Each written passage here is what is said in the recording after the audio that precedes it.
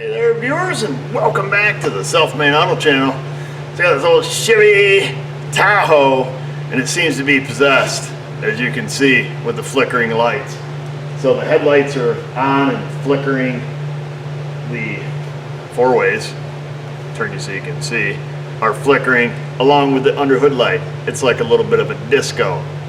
So currently what's going on is I have the four-way flashers on, and this is what you see. Now this is not the only problem the vehicle has. The reason it's here is because it came in on the hook.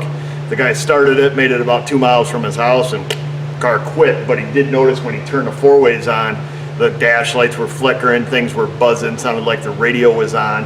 I'm going to show you what I found. I'm going to show you what the problem is or where I'm heading with it, because lo and behold, the tow truck drops it off. It runs perfect, which is always the case, or so it seems. So let's see if we can figure out what's up.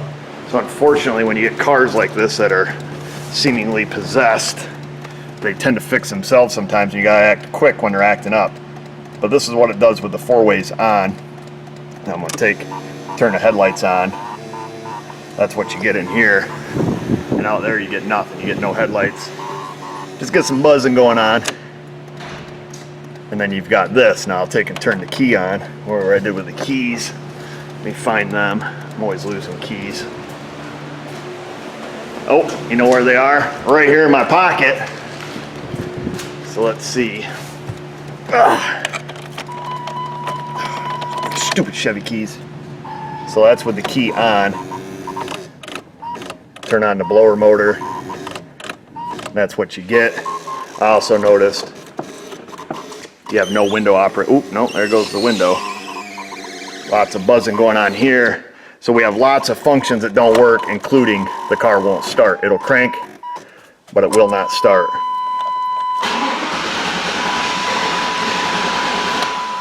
Okay, so I'm gonna leave it broke. Let's turn some loads on. Let's turn our four-ways back on. I'll shut the key off. Those things don't explode. What do you think, Wild Man? Huh? What do you think it is? What? This. What do you think? What do you think's the matter with it? It's a Chevy junk. It's a junk Chevy. That's my boy. Bringing them up right. All right. So all Chevy jokes aside, because I know some guys get pretty sensitive about that. I really don't care personally. They're all junk in my mind. Windows, blower motor, headlights. You know, we have a lot of things that aren't working. So we could have a common power source. You know, battery. But the car does crank over good, so I don't suspect the battery's dead. Or we could have, a ground that's failing, particularly a body ground is what I'm thinking, because most of those accessories on the inside are going to use your G200, 300 grounds, body grounds internally.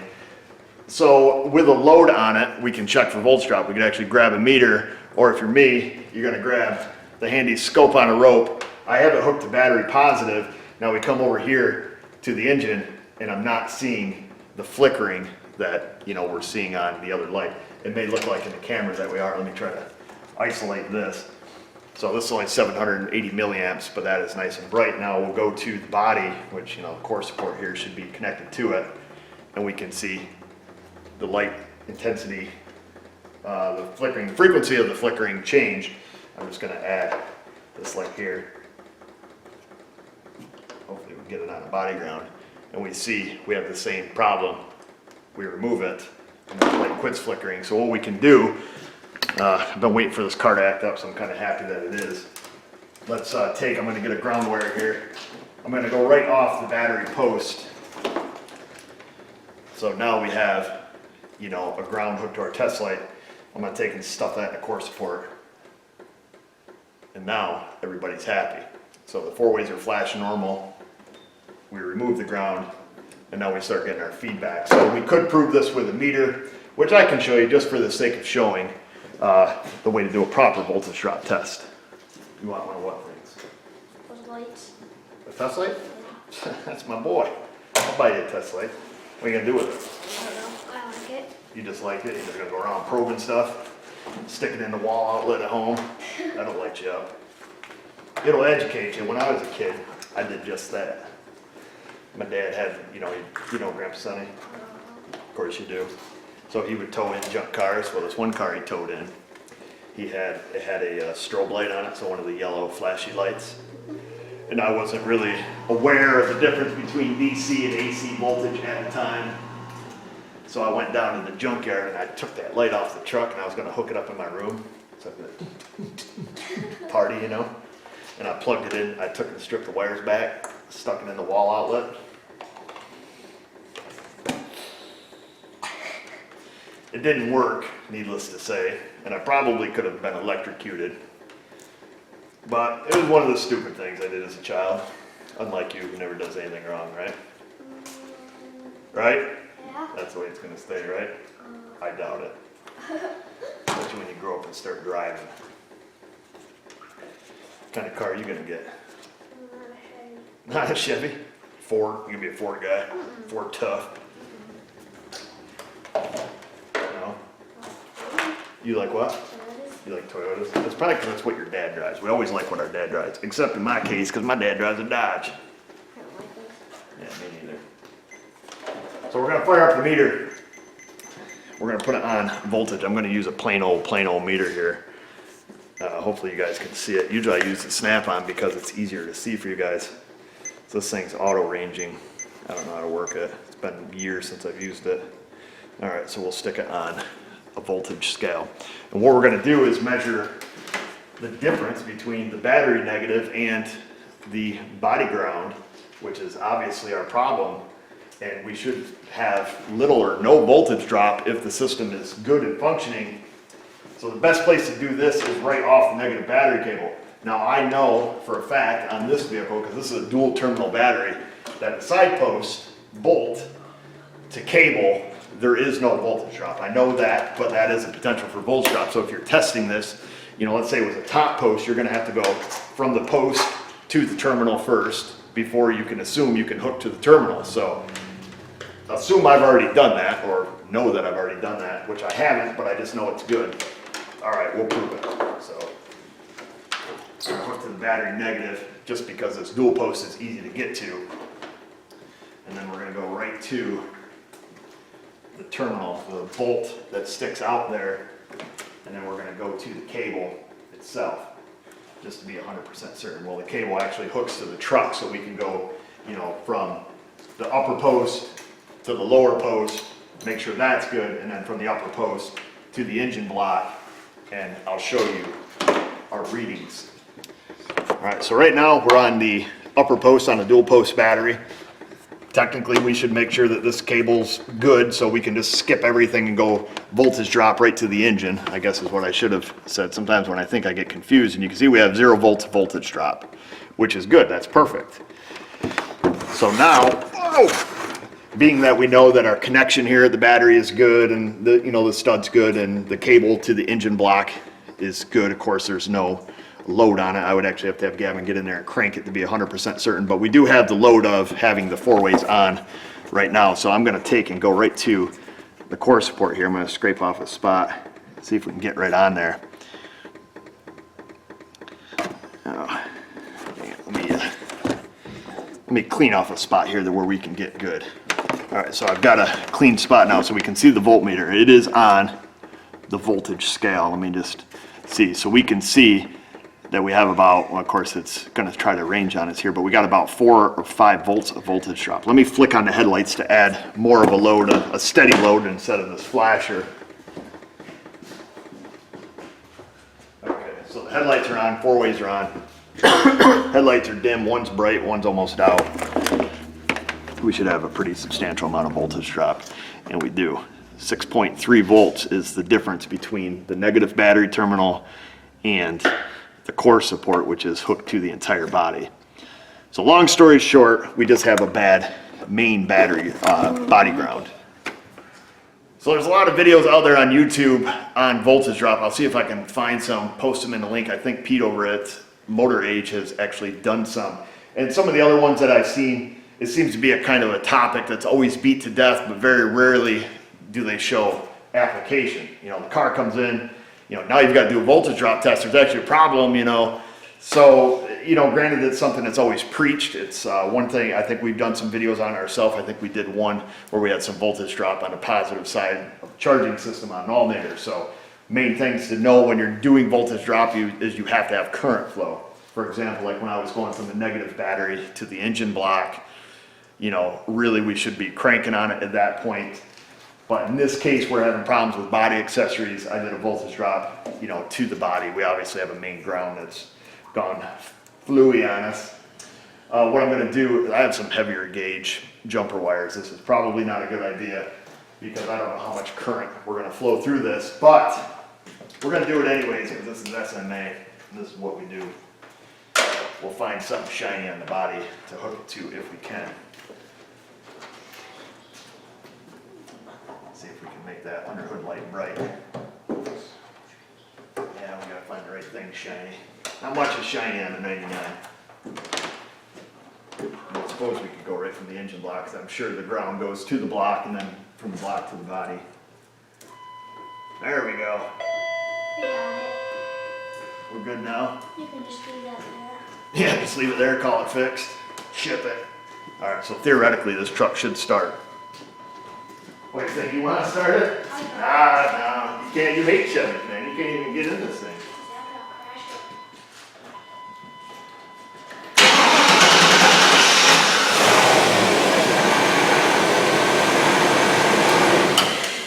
Yeah, we just lost our ground.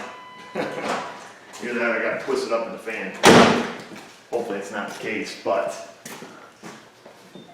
either that or our wire couldn't carry enough current. I don't know, it looks like it's still. Do you know how to turn on the four ways?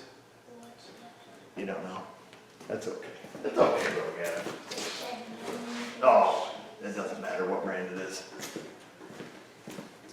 Looks like we still got it. I think we just, you know, ended up with a cruddy connection, but let's see if we can get this again.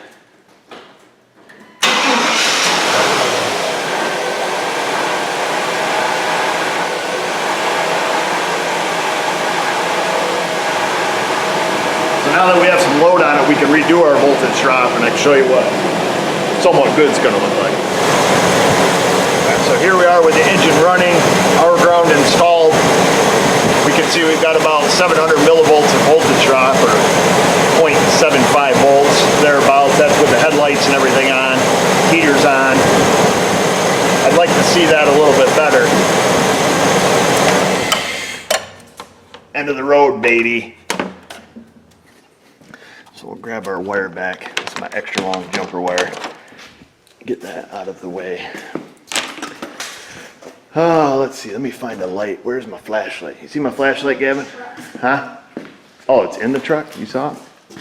Let's see, I gotta unlock it. This thing's got a stupid aftermarket alarm on it. Grab that flashlight, will you? Bring it over here, son. Let me see that. Whoa. It's quite the wild haircut your mother gave you. What do they call it? I don't know. They call it the shave one side, flick to the other side. Old guys do that when they're bald, you know. It's called the comb over. So on these Chevys, we have the negative terminal that goes around town, goes down, goes straight back and hooks to where the fuel pump used to be. So it hooks right there where the old fuel pumps used to bolt to on the old carbureted days. So it bolts there. Now that's our engine ground. Now I believe that little mess back there, whoops, hopefully you guys can see that. So that braided cable goes back there to the frame, from the frame up to the body. That is our body ground, or what used to be our body ground. I don't know if we give that the classic reach around here. See if I can get you guys set up. So what were you thinking voltage drop was? How many volts a battery has and how much it drops? Like when you crank it over? That's actually a valid test. So that is one thing that we do when we're testing, you know, the battery and cranking it over to make sure it stays above that 10 volt margin. But yeah, no, that's good thinking. That's kind of like voltage drop, right? So let me see if I can reach this. Sometimes you gotta pull up your sleeves. I don't know, I thought I just ripped that thing right off. All right, so we have two potential problems here, or what could be a problem where we could isolate where the voltage drop is, you know. Obviously, it has to be, or it could be, from the engine block to the frame. That could actually be good. Or we could have voltage drop from the frame up to the body, so we can narrow that down. And either way, both those cables are looking pretty ratty, in my opinion. So if we want to further isolate this, I've got the scope on a rope hooked to battery negative. I have the headlights turned on or a load put on the vehicle. We go to the engine block, we have no voltage drop, otherwise we would have current flow through this light, you know, if we come to the body, which, if I can find something shiny, she should light up on us even though we're going negative to negative, but there's enough potential difference there to flow some current through that light. Now, we can isolate, or further isolate, is it this wire coming from the block to the frame or from the frame to the body? Now, if we go right on the wire here to the engine block, we can see our test light lights up. Let me turn off this light. Go right to the, so that is the wire coming from the engine block. And then if we go to the engine block itself, we see our test light does not light up. So our bad connection is from the engine block to the frame, which ultimately leaves, you know, this cable to have voltage drop. This one has voltage drop. Engine block is good. So our crappy connection is not here at the frame, it's technically at the engine block, where it goes from the block to the frame, from the frame to the battery. I'm probably the worst person to explain this. I hope I explained it somewhat to the point someone can understand it. Your best bet is probably go watch somebody who's a professional explain voltage drop, potential differences from ground to ground. It's a relatively easy concept. Of course, I'm not one with the words, but you can do voltage drop testing on power sides and ground sides. There is a reasonable amount of voltage drop that should be in a system, depending on, you know, the gauge of wire. Is it going through a switch? Is it going through a relay? I would say on average, less than a half a volt is what you're going to want to see. More than likely on stuff like this, major body grounds and stuff, you're going to see it down, you know, below 100 millivolts typically. And you know, current flow, there's a lot of variables, but certainly below the 5 or 6 volts that we were getting, we can see the obvious problem. Voltage drop is big enough to light a test light, which is always handy. You know, particularly on this, where for whatever reason this problem was intermittent. Like I said, they dropped it off yesterday. It started ran. I drove the truck around and thankfully parked it in front of my bay in case it didn't start, which I went out to start it when it was cold and it didn't, so we pushed it in and then it started. Imagine that. I guess that's it. There's a couple ways you can fix this. You can either go down there to the original source of the wire, which is probably what I'll do, replace it. I will replace both of those so it doesn't come back and haunt me.